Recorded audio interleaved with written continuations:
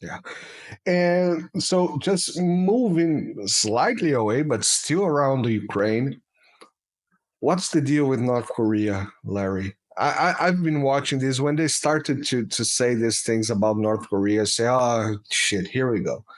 Another war. They are trying to get the King Dude, the Rocket Man. What is the deal? And you and you wrote an article just yesterday or the day before yesterday about the willing to go after North Korea. What do you think about all this? Oh, we have they have 3,000 North Korean troops there now, 5,000 now, 12,000.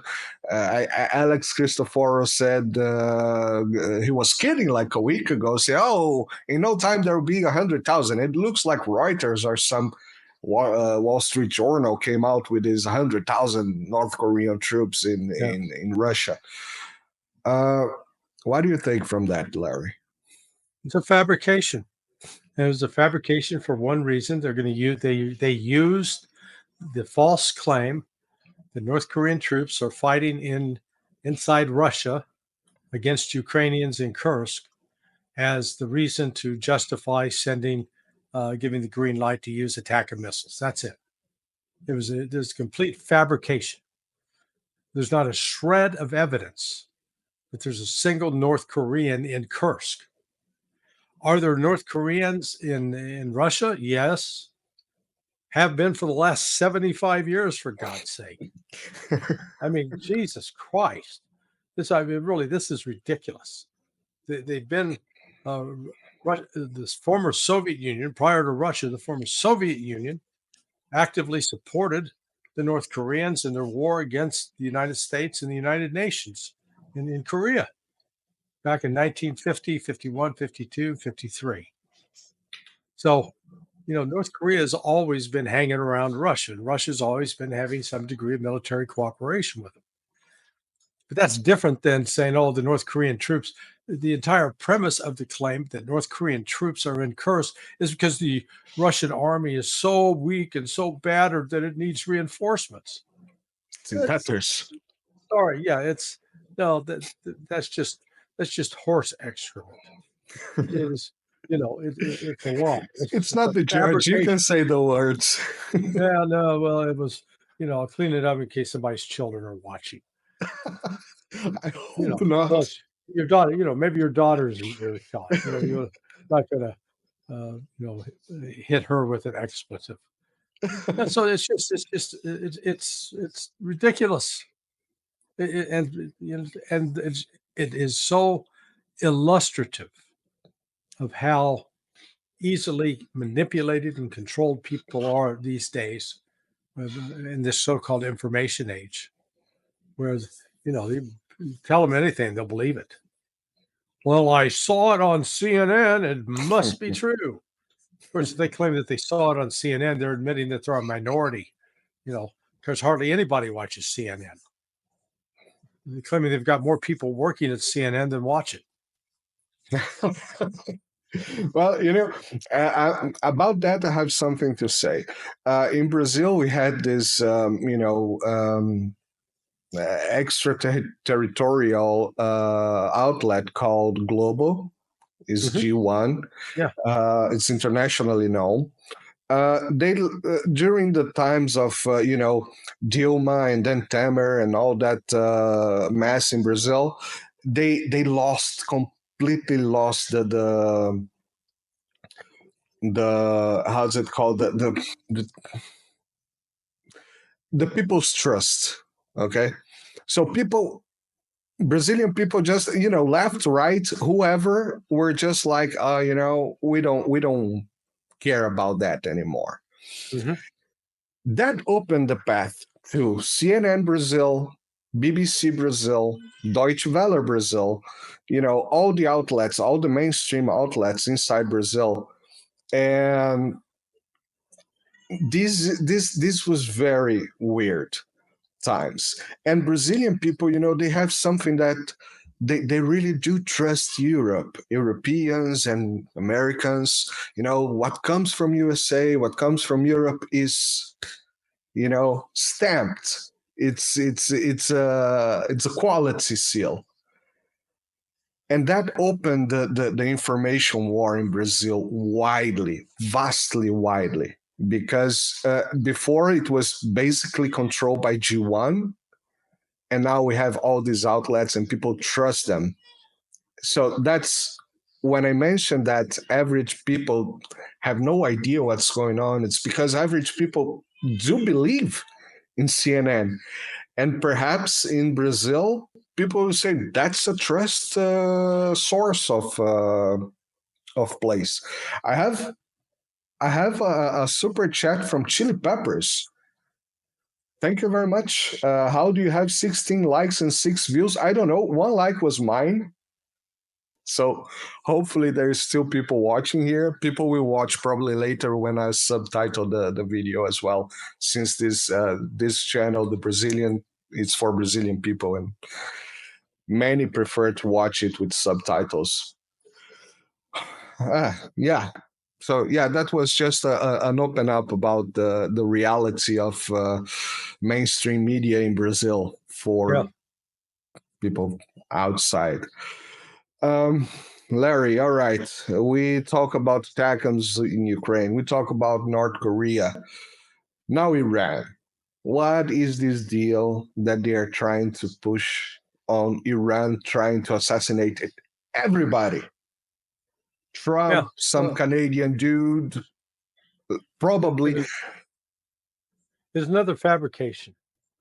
So the story came out 2 weeks ago, just before the election, 3 weeks ago, claiming that the FBI had disrupted a plot to kill President Trump.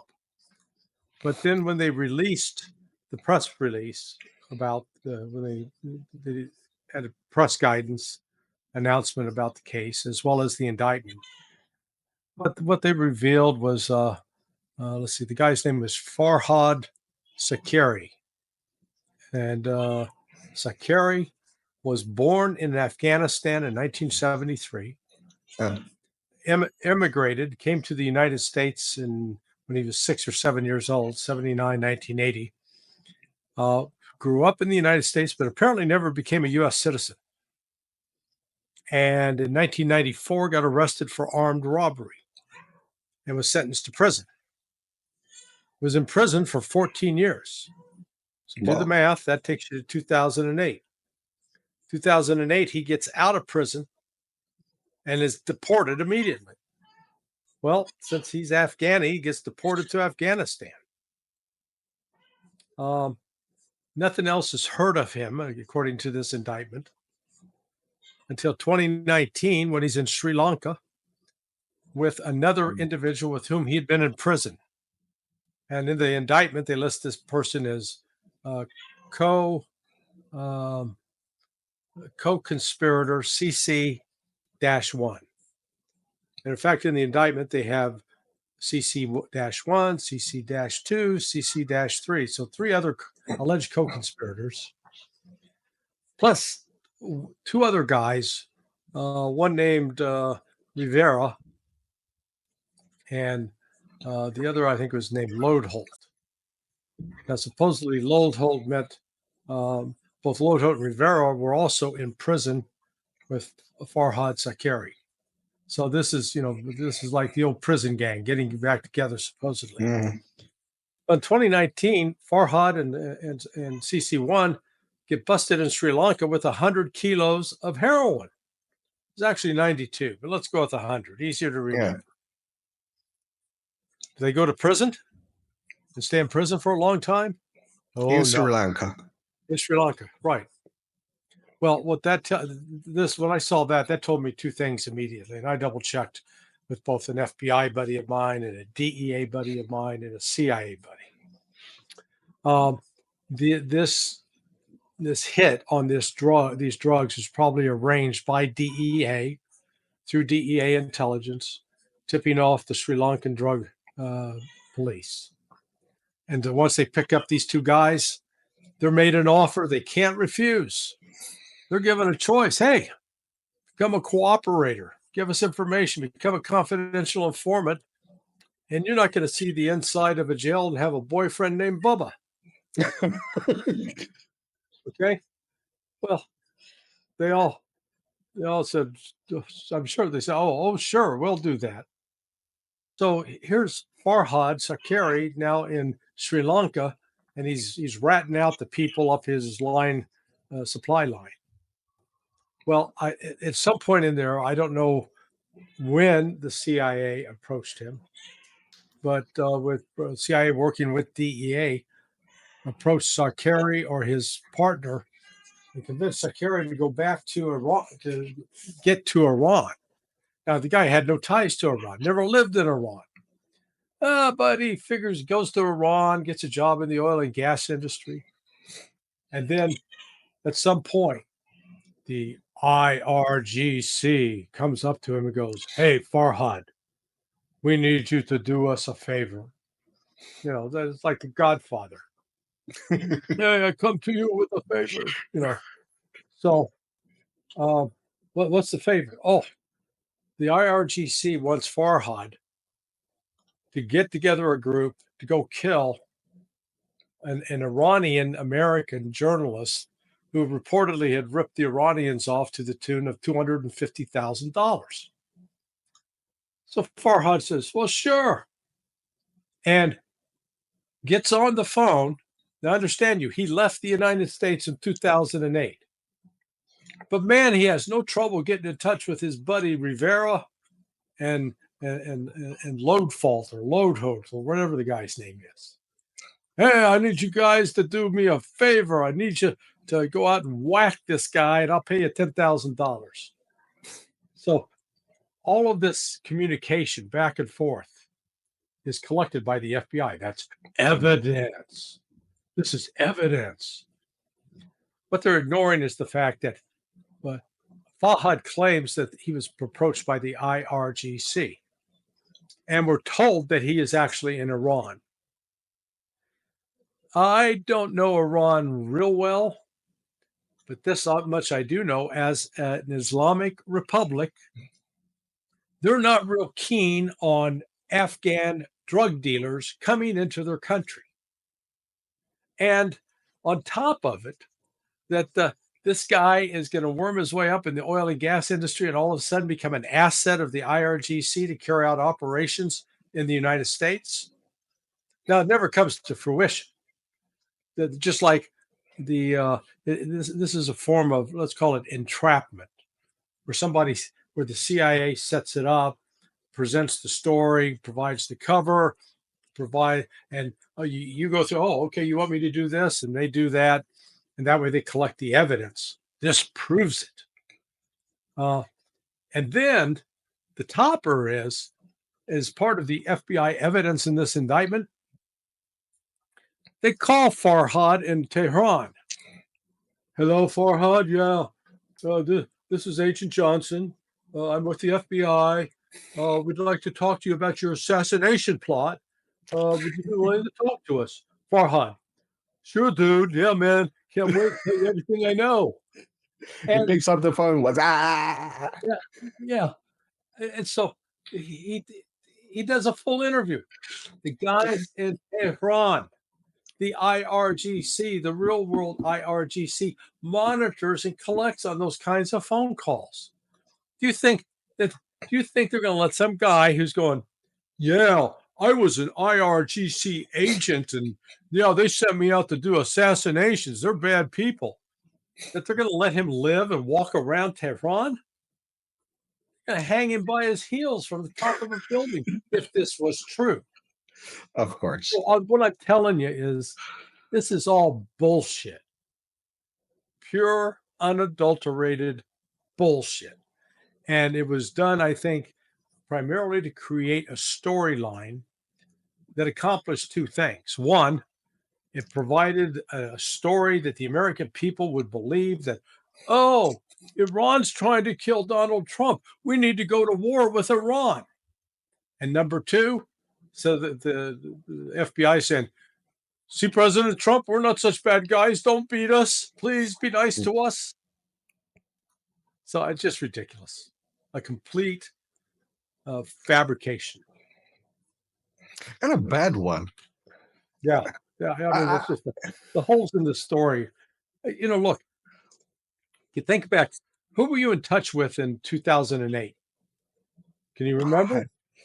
And say, okay, yeah, I'm going to get in touch with, call you up. You call it, hey, Marcelo, it's been a while. Yeah, what's up? Oh, I want you to kill somebody. Not I want to kill somebody. I wanted to kill the president of the United States. Yeah, why not? Yeah. Everyday stuff. It's just ridiculous. It's amazing. And that's, again, we come again to the cognitive war. How the hell people believe that? Because it sounds stupid. It sounds fabricated by a mile away. Stinks fabrication. Yet people believe it. You have OSI int something on Twitter. Just today I saw it reposted it. Yeah, you're right. It's right. Of course, that one is also another operation profile. But there are people that believe that. There are people that believe all this BS that we talk about, every day. We have geopolitical analysts in Brazil with, tens of thousands of followers that repeat the BS, and people come to my blog and say, yeah, that's not what's happening, that's not what's going on. Russia is dying, and Iran is on tatters, or one or another. That pisses me off. And I come back to the question that thank you very much, Chili Pepper, for that $10. How do you have 16 likes and 6 views? Yeah, I should have 2,000 likes and 100,000 views just by having Larry Johnson here with me tonight. Once again,